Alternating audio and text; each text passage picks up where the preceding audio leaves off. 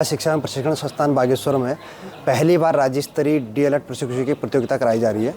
प्रतियोगिता का मकसद शिक्षा में नवाचार और अन्य गतिविधियां बढ़ाकर सरकारी शिक्षा को रोचक बनाने का प्रयास है। इसको लेकर हमारे साथ कार्यक्रम समन्वयक हैं प्रवक्ता डाइट के रवि कुमार जोशी जी। उनसे जानना चाहेंगे सर, ये किस तरह की जो प्रतियोगिता की जा रही है और पहली बार यहाँ किया जा रहा है आयोजन, तो इसका उद्देश्य क्या है? धन्यवाद, आपने प्रश्न इस संदर्भ में जानना चाहा।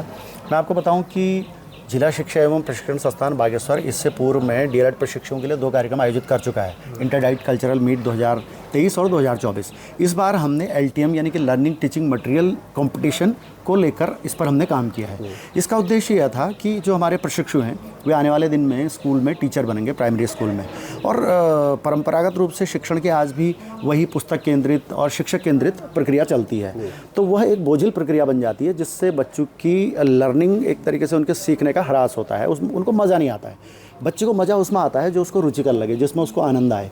इस लिहाज से यह एलटीएम यानी कि जो शिक्षण सहायक सामग्री होंगी वह रुचिकर होंगी, कलरफुल होंगी, और साथ ही साथ एक एलटीएम के माध्यम से हम अनेक विषयों को पढ़ा पा रहे होंगे और चाइल्ड साइकोलॉजी को ध्यान में रखते हुए होंगे। गणित, पर्यावरण अध्ययन, अपना इंग्लिश और हिंदी जैसे भाषाओं को आसानी से बच्चे पढ़ा पा रहे होंगे।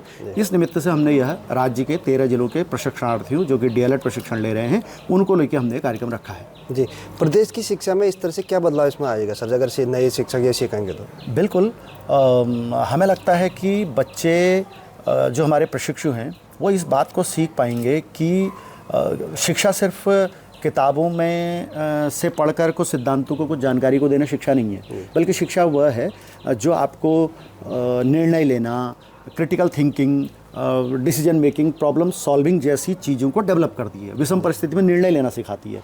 और जब ये इस प्रकार की एक्टिविटीज़ के माध्यम से बच्चों को दिखा रहे होंगे तो फिर वो ज़बरदस्ती बोझ वाली शिक्षा नहीं होगी, बच्चे उसको आनंददायक तरीके से, जैसे आपने देखा होगा बच्चे 2-2.5 घंटे की फिल्म या फिर सीरियल बड़े मज़े से देख लेते हैं और कहानी उनसे अगर 1-1.5 साल भी पूछो तो पूरी कहानी बता देते हैं। उसका उद्देश्य यही है कि वो इंटरेक्टिव है, तो शिक्षा को रुचिकर बनाने का हमारा उद्देश्य है। कितने प्रशिक्षणार्थी इसमें भाग ले रहे हैं? हमने 13 जिलों के सभी प्रतिभागियों को बुलाया था। प्रत्येक डाइट से 8 प्रतिभागी बुलाए थे, यानी कि 104, किंतु कतिपय कारणों से इस समय बहुत सारे कार्यक्रम डाइट्स में चल रहे हैं, तो फिर भी 8 डाइट के 64 प्रतिभागी यहाँ पर उपस्थित हैं। ये हमारे लिए बड़े हर्ष की बात है। तो आपने देखा होगा प्रशिक्षण जो यहाँ पे शुरू हो गया है, 2 दिवसीय रहेगा। इसके बाद इसमें प्रतियोगिताएं कराई जाएगी और इसके आधार पे जो 8 जनपदों के यहाँ पे प्रशिक्षु आए हैं उनके बीच विजेताओं का चयन किया जाएगा। प्रशिक्षु जो डीएलएड के शिक्षक यहाँ पर शिक्षण ले रहे हैं और उनके इस कार्यक्रम को बहुत बहुत बधाई देती हूँ, शुभकामनाएं देती हूँ कि आगे उनका भविष्य उज्जवल हो, क्योंकि ये क्षेत्र बिना शिक्षकों का तो सभी वो रहता है ना।